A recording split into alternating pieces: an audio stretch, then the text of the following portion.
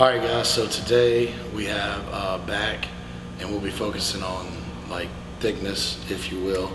And I brought down, well, Joe's been nice enough to come down to help me out. And I love training with Joe because he's the hypertrophy coach. He's got a million different ways to work a muscle, and he's very knowledgeable and intelligent when it comes to various ways of training and ramping up intensity and difficulty within the training. So I'll let him introduce himself, and he can kind of give you a brief overview of what we might be doing today. Yeah, so like you said, I'm Joe Bennett. Basically today, if there's anything that I want to contribute is like Dallas said, maybe focus more on any little intensifiers we can do. So ways to extend sets, make things more horrible because you're 11 weeks out, right? Yeah, 11 weeks out. So just have to have awesome workouts at this point in time. And then we'll just kind of, same as any time I think we train, just kind of see where it goes and make sure we just get a good session first and foremost. Here we go.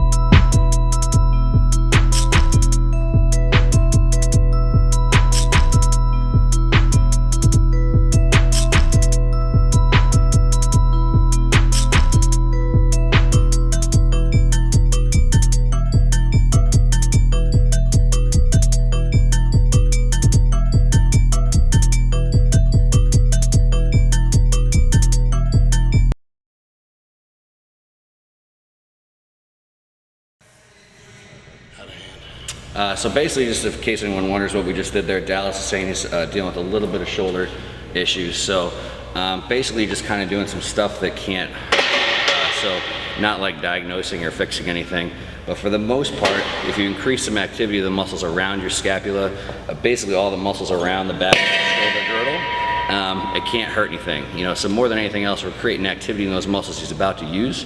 So hopefully basically his shoulder will be able to move a little bit better, hopefully can feel his back a little bit more. And we're training upper back, kind of like the thickness stuff again, so all the stuff that retracts your scapula. So just creating some activity in there before we start, hopefully will help the workout go a little bit better too.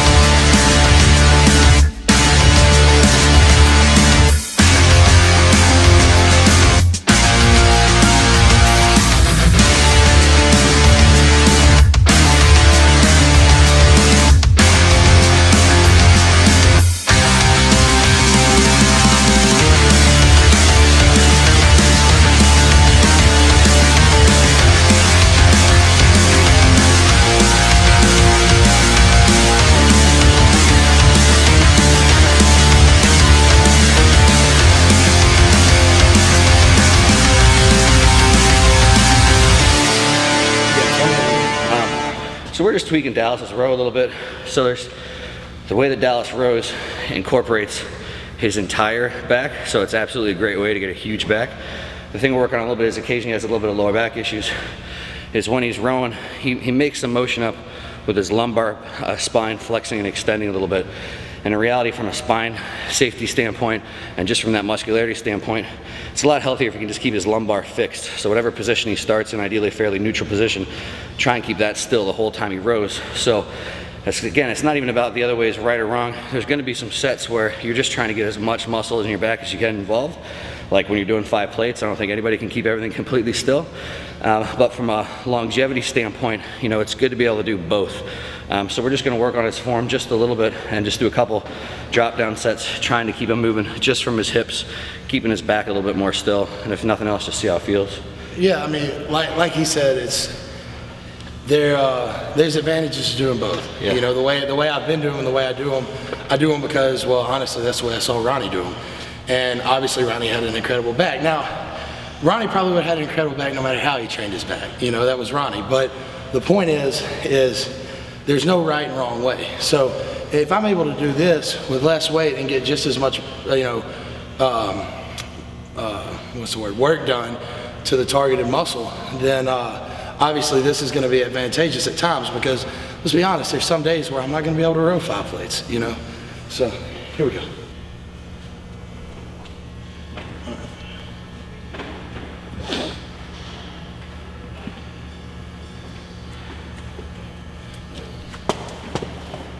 So chest up, just think RDL hips. There you go. Yep. Good. Try and keep all that stay tight. There you go. That looks good. Yep, drive down to the hips. Squeeze.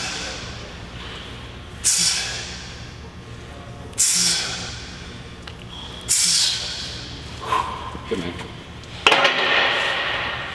Definitely feeling like right between my fucking shoulder blades. Yeah. Just like. Yep. No, look good.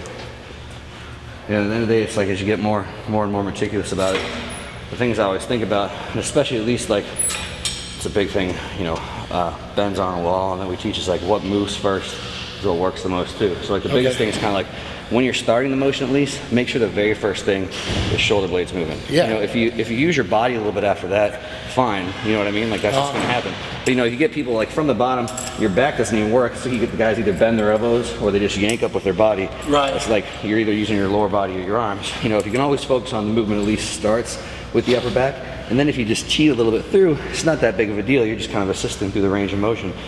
So like that's all I'm thinking about when I'm locked into those, is I just think about like my shoulder blades. So I'm just really trying to think when I'm here, just that protract, and it's tough to feel just this and not this. That's how you know what I mean? No, exactly. Yeah. And that's the difference in that set and my previous sets. Yep. Was that right there. Yeah, that kind of, the lower back getting some round and going, so. Yeah. Yep. That's great. Plus those activation sets I think help too. Like if I were to go straight from that into that, I'm gonna be like fired up. Yeah, for sure. Yep.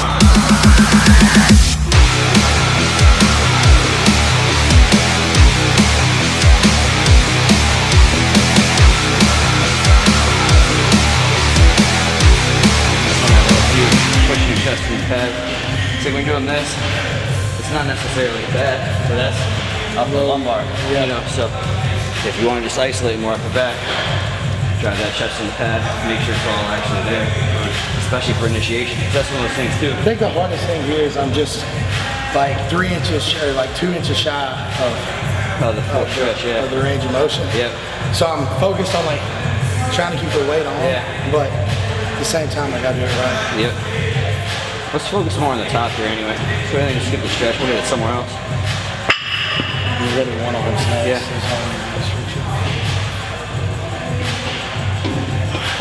Well, I guess pro center is huge, dude. Yeah. 640 or 650 per head. Oh wow. Oh geez.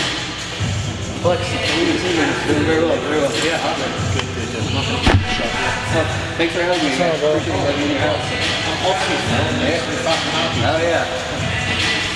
I specialize in fat and happiness. Dude, So hold on, wait till after this set. I gotta tell you about my flight back yesterday. You're gonna shit. I mean, you should have seen this. Huh? I mean, you should have seen this. This is some of his.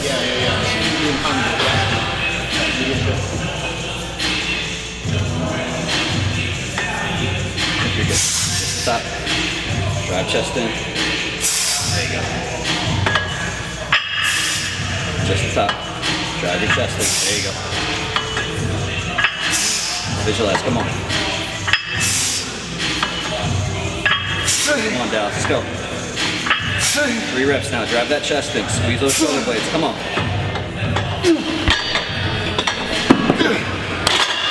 Drop it. Yeah, right?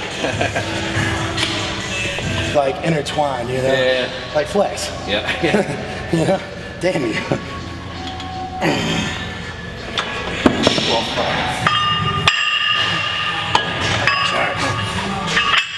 Stop now, come on. Good reps, come on. There you go, drive that chest in. Hard squeeze, come on. Alright, let's get some reps now, come on. Put it in, squeeze. Come on, Dallas, carve it out, man, come on. Visualize, what do you want on stage? One more here, come on. Let's go, come on. Squeeze, Dallas, come on. Come on now, 2 more here. 1 more, come on. Go one more time, let's go. Squeeze, Dallas, come on, reps, squeeze. Squeeze, don't let them off, come on. 5, 4, 3, 2, come on. Nice.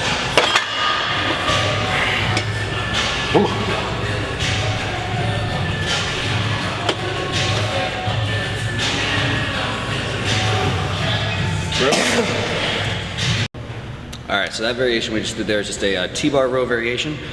First thing we did was just switch out the handles.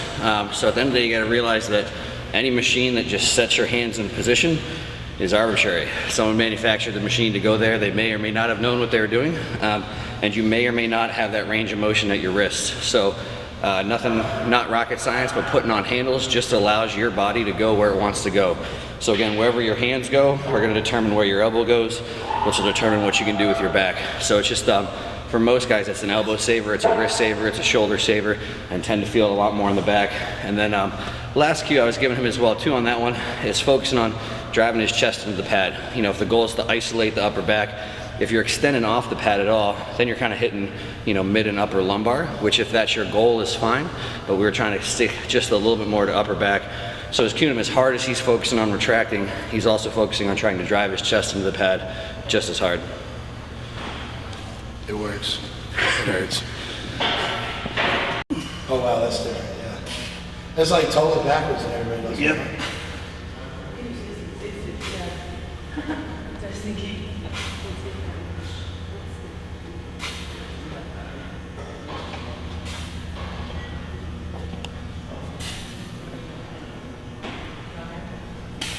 I feel like you minimize like your torso rotation. Yeah, that's the other big thing too, yeah.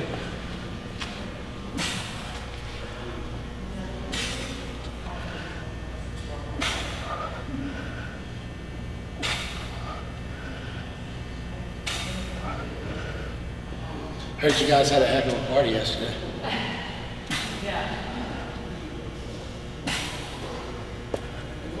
Yeah, so that's the other big thing in minimizing that. It's like when you got the other leg going, this is like a rotation type battle.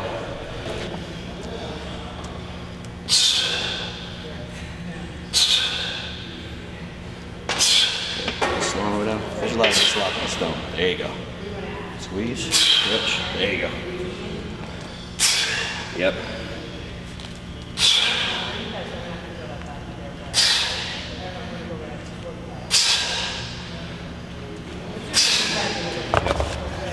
That's definitely different. Takes a little bit to get used to, but some of it's definitely one of those things where it's like, again, not a right or wrong thing. Well, you get so much more out of it because when you're here, right? The less moving stuff. You're getting this. Yeah, you get like, think about all the pieces. It's all this. Yeah. And here it's like the only thing that can really move if you're wedged in with your leg down is your arm. Yeah, Like, yeah, that's the idea, yeah. And then so when you're setting up on that, a thing that'll help you too is the same thing practicing over there with your rows.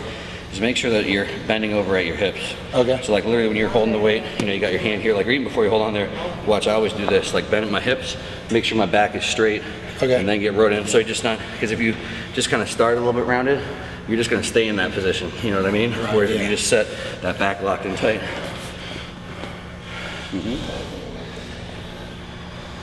Same thing, especially for upper back, just like if you feel like you bend over too far, that's when you're gonna start rounding, you know, so if you're a little upright on these, not too bad.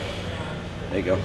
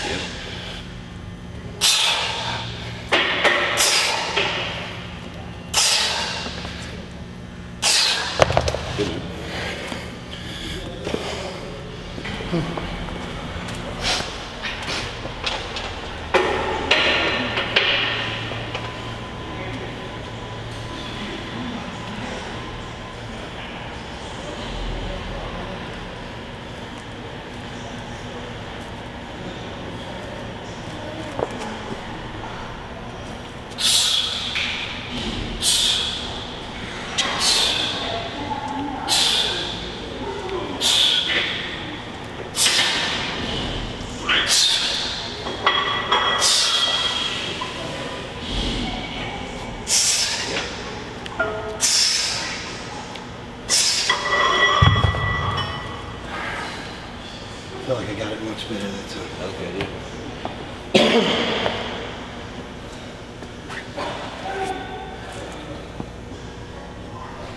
Before you even start on this one, stand up all the way tall with a dumbbell at your side. Alright. And then bend over a little bit more deliberate at the hip.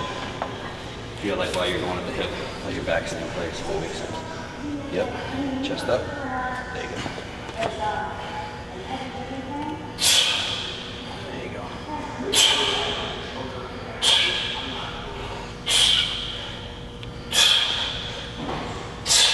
Looks good, brother.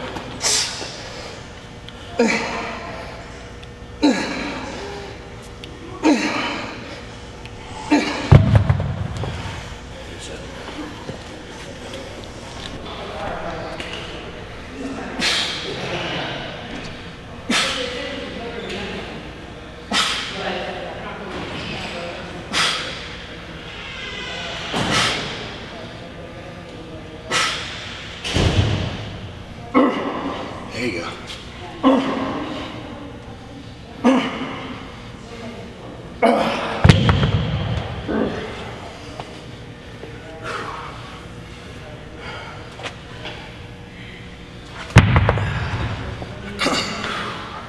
That's it.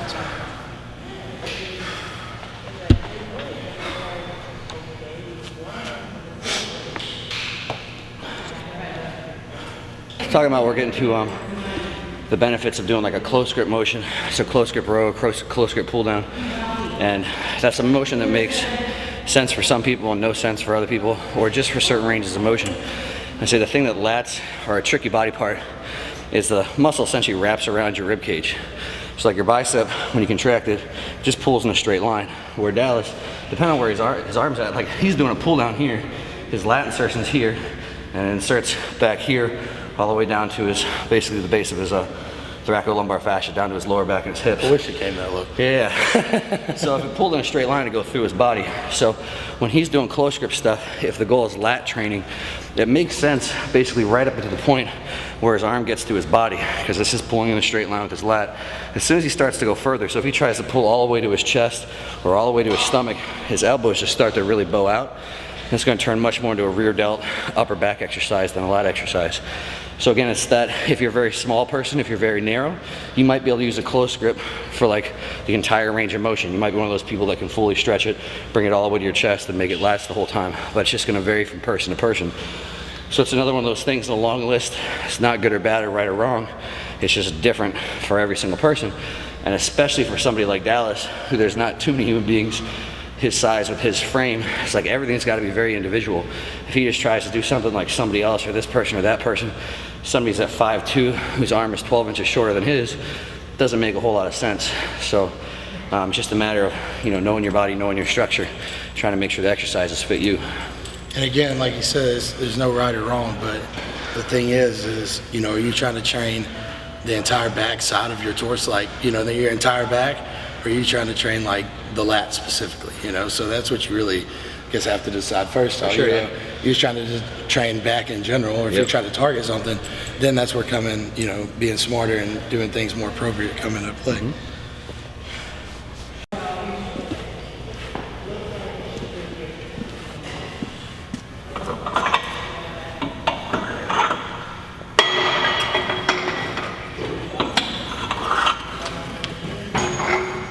That plate's a little suspect. This one? It's like half a 45. Not quite a 45.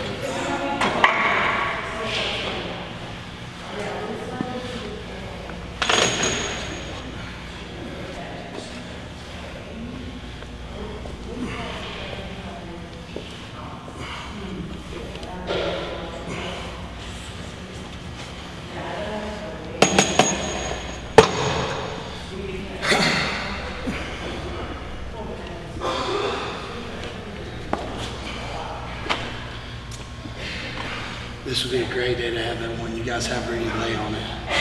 When you lay on it, it's like, Oh yeah. yeah, the Extreme row. Yeah, I love that one.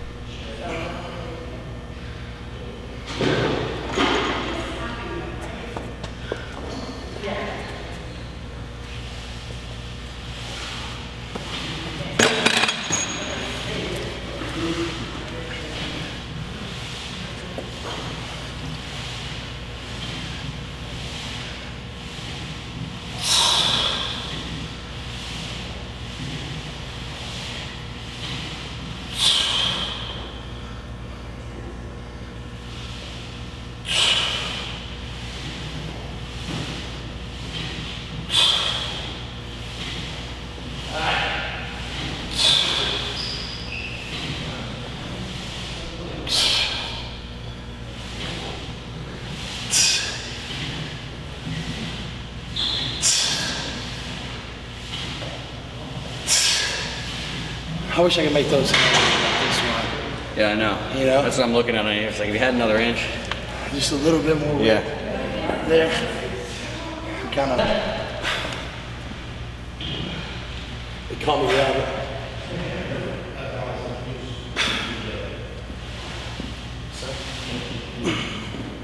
Get able to work on it. Hello.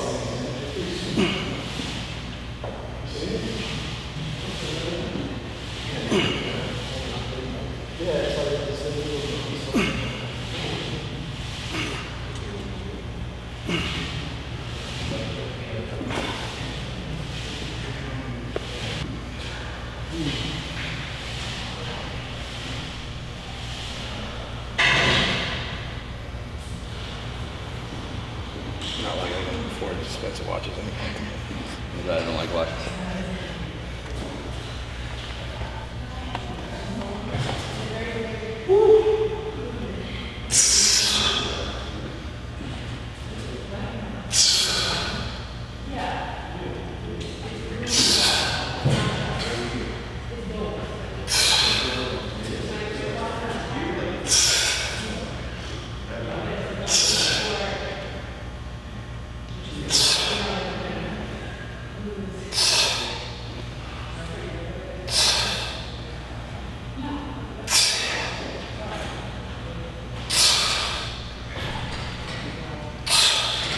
Is it just me or am I sitting on this damn thing like farther. Does it look like when I go down, like my right side's farther? No, I couldn't tell.